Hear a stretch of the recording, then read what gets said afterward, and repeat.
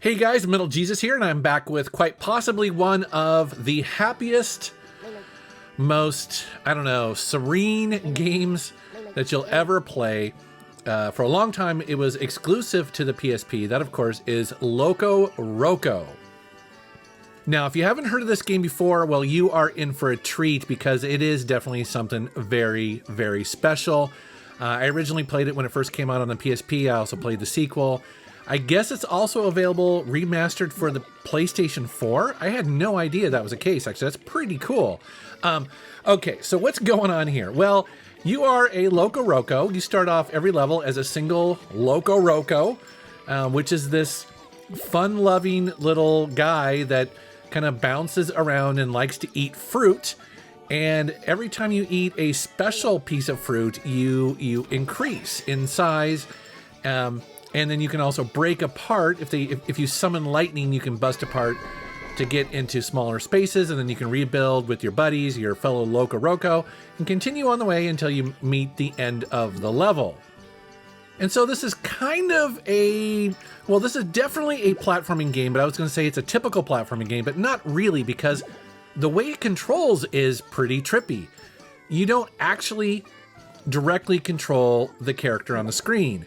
You actually control the world. And so what you're doing with the left and right triggers, I guess, on the PSP is you're tilting the world left or right, and then the LocoRoco, through gravity, will move through the level. And then what you can do is you can flick or, basically pull down and let off really quick on the left or right, or both, and the LocoRoco will then bounce. And essentially what you're doing is you're like bumping the world from below.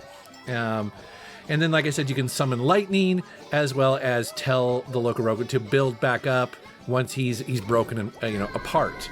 And as you can see, it's a very trippy game. I mean, I love its visual style. It's very almost 70s looking, dare I say. It looks like something that you would see after, Schoolhouse Rock or something like that. Very 2D. But then it's got this really cool and, somewhat complex physics system in here where the LocoRocos bounce around. They kind of move like jelly a little bit. You use different aspects of that as you play the game. For instance, you'll see I think play through 4 different levels here. And the last one is an ice level where there's a lot of sliding around depending on how you're tilting the world. Another really cool aspect of this game, and it's just so obvious when you play it, is the music. It's just this kind of, I don't know how to describe it. I mean, it almost sounds kind of like what children would sing. It's just this kind of happy-go-lucky, la-la-la-la-la kind of, soundtrack in this game. Again, it's just one of these games that puts a huge smile on your face when you play it. It's a total trip. I absolutely love it. And the game is pretty big, too. Actually, there are, I believe, 5 worlds in there, and each world has 8 levels. So there's a lot to explore in this game. Also, you'll notice that there's a lot of hidden areas as well. If you're going to go for 100% on these levels, it will put up a bit of a challenge, trying to find out where all your fellow LocoRocos are at, trying to reach them. It can be definitely a bit of a challenge. So definitely a cool PSP game. If you haven't played it before, definitely check it out there. Like I said, I read that they remastered it for the PS4. I assume it's probably a digital version. I had no idea that was the case. And I guess it was also on mobile. I don't know if it still is, but I could see mobile working pretty well with this as well. So anyways, just a really fun, cute game. If you have a PSP, it's highly recommended.